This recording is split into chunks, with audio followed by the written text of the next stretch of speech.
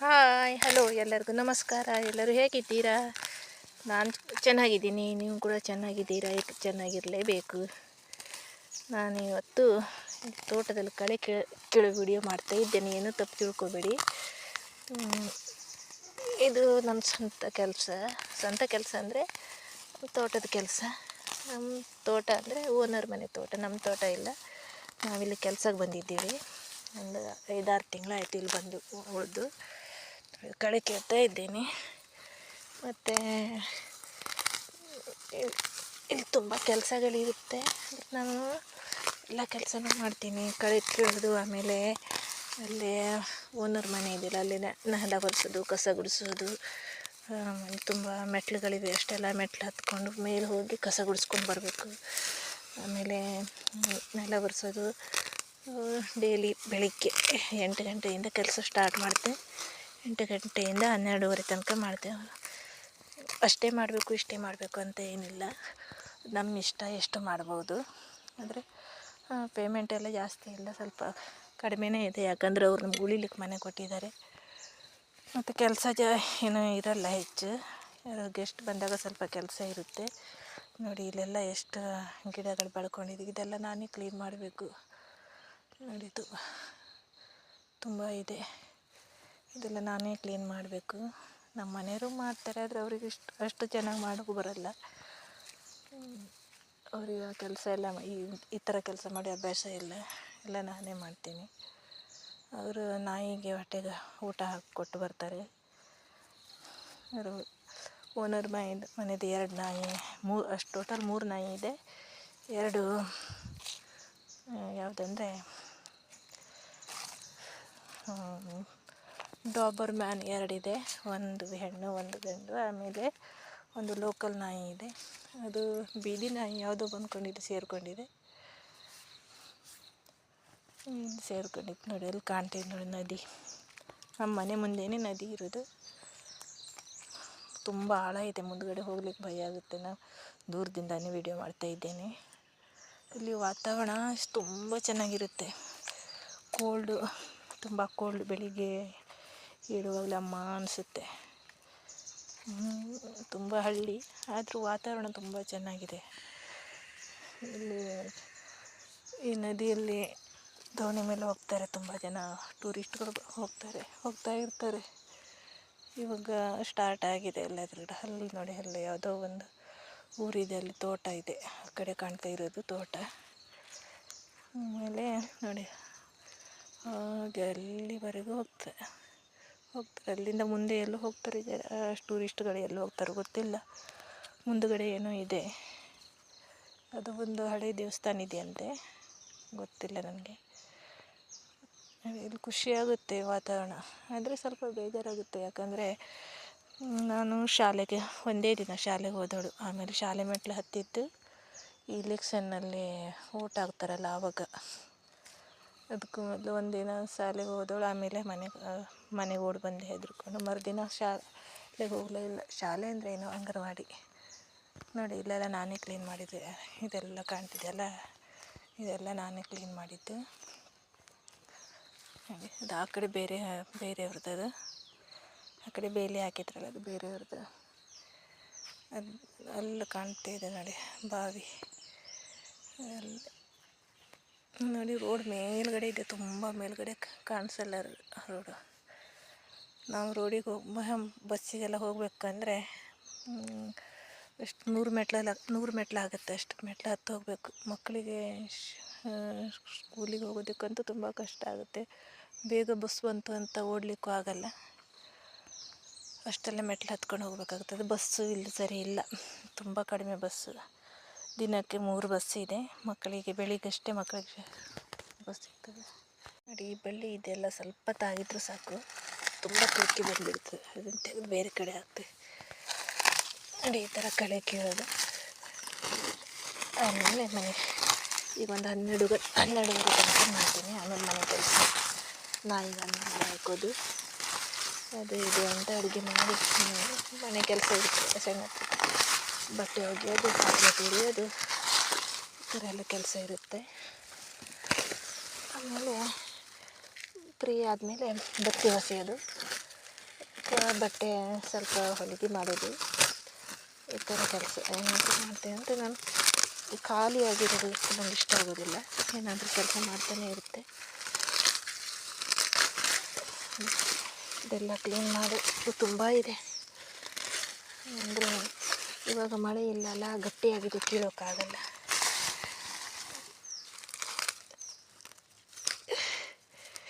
ಯಪ್ಪ, ನಾನು ಶಾಲೆಗೆ ಹೋಗಿದ್ರೆ ಕಲಿತು ನಾನು ಏನಾದರೂ ಒಂದು ಜಾಬಲ್ಲಿ ಇರ್ತಿದ್ದೆ ಇಷ್ಟೊತ್ತಿಗೆ. ನನ್ನ ಜೊತೆ ಇವರೆಲ್ಲ ಒಬ್ಬರು 2 ಜನ ಟೀಚರ್ ಆಗಿದ್ದಾರೆ, ಆಮೇಲೆ 2 ಜನ ಒಬ್ಬರು ಲಾಯರ್ ಆಗಿದ್ದಾರೆ, ಇವರು ಪೊಲೀಸ್ ಆಗಿದ್ದಾರೆ. ಟೀಚರ್ಸ್ ಸುಮಾರು ಜನ ಆಗಿದ್ದಾರೆ. ಇಬ್ಬರು ಹೈಸ್ಕೂಲ್ ಟೀಚರ್ಸು, ಇಬ್ಬರು ಕನ್ನಡ ಶಾಲೆ ಟೀಚರ್ಸು, ಆಮೇಲೆ ಇಬ್ಬರು ಲಾಯರು, ಇಬ್ಬರೇನೋ ಪೊಲೀಸರಾಗಿದ್ದಾರೆ. ನಾನು ಮಾತ್ರ ಈ ಥರ ಕಳೆ ಕೇಳ್ತಾ ಇದ್ದೆ. ಅದು ಯಾವಾಗ ಶಾಲೆ ಕಲ್ತಿದ್ರು ನನಗೆ ಇವತ್ತು ಈ ಪರಿಸ್ಥಿತಿ ಬರ್ತಾ ಇದ್ದಲ್ಲ, ಏನಾಗ್ತಿಲ್ಲ, ಕೆಲಸ ಮಾಡ್ತಿದ್ದೆ. ಈ ಕೆಲಸದಲ್ಲೇ ನನಗೆ ಖುಷಿ ಇದೆ ಅಂತಲ್ಲ. ಕೆಲಸ ಅಂದ್ರೇನು ಯಾವುದಾದ್ರೂ ಒಂದೇ, ಆದರೆ ಇಷ್ಟೆಲ್ಲ ಕಷ್ಟಪಡಬೇಕಾದ ಪರಿಸ್ಥಿತಿ ಬರ್ತಾ ಇರಲಿಲ್ಲ. ನೋಡಿ, ಇದು ಹಲಸಿನ ಮರ.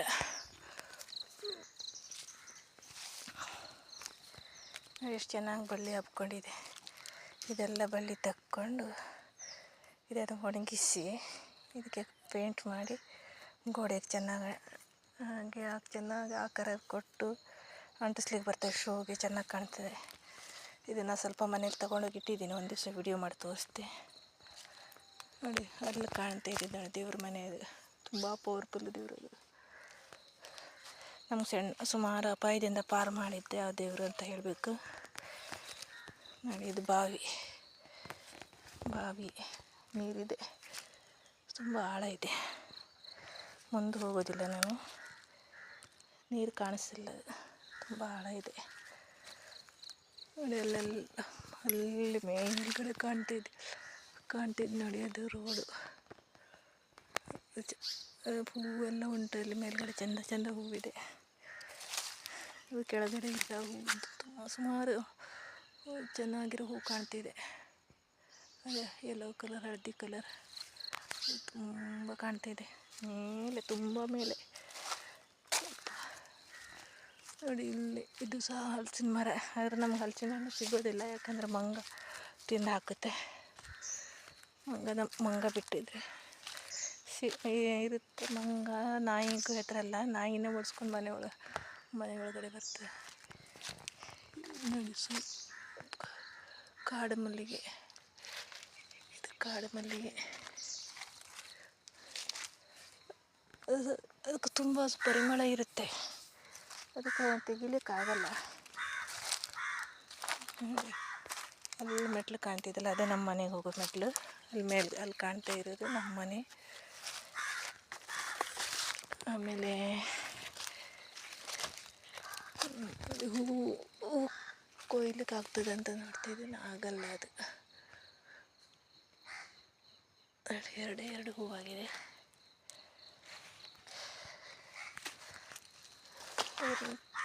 ಚೆನ್ನಾಗಿರೋ ಪರಿಮಳ ಬರುತ್ತೆ ಅದರಲ್ಲಿ. ಇದೆಲ್ಲ ಬಂದು ಹೋಗಿದೆ. ಇದೆಲ್ಲ ಒಣಗಿಸಿ ಸ್ವಲ್ಪ ನೆರಳಲ್ಲಿ ಬಾಡಿಸ್ಕೊಂಡು ಅದು ಶೋಗೆ ಸಹ ಇಡ್ಲಿಕ್ಕಾಗ್ತದೆ. ನಾನು ಸುಮಾರು ತೆಗೆದಿಟ್ಟಿದ್ದೀನಿ, ವೀಡಿಯೋ ಮಾಡಲಿಕ್ಕೆ ಪುರ್ಸೋತಿಲ್ಲ.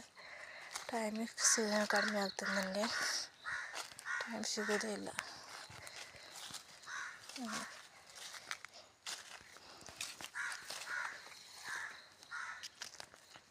ಕಾಗೆ ಕೂಗ್ತಾ ಇದೆ ಬೆಳಿಗ್ಗೆ. ಅದು ತಿಂಡಿ ತಿನ್ನೋಕೆ ಬರಲಿಲ್ಲ, ಈಗ ಬಂದ್ಕೊಂಡು ನಾನು ಕರಿತಾ ಇದೆ. ನೋಡಿ, ಮೊದಲೆಲ್ಲ ಈ ಗಿಡ ನಾವು ಬಣ್ಣದ ಗಿಡ ಅಂತ ತಂದು ನೆಡ್ತಿದ್ವಿ. ಈಗ ಇದೆಲ್ಲ ಕಿತ್ತಾಕ್ಲಿಕ್ಕೆ ಬೇಜಾರು. ನೋಡಿ, ಯಾವುದೋ ಹಣ್ಣಾಗಿದೆ. ನೋಡಿ, ಇದು ಯಾವುದೋ ಹಣ್ಣು, ಯಾವುದೋ ಗೊತ್ತಿಲ್ಲ. ಅದು ತುಂಬ ಚೆನ್ನಾಗಿರೋ ಹೂ. ನೋಡಿ, ಈ ಥರ ಎಲ್ಲ ಹಣ್ಣು ಬಿಟ್ಟಿದೆ.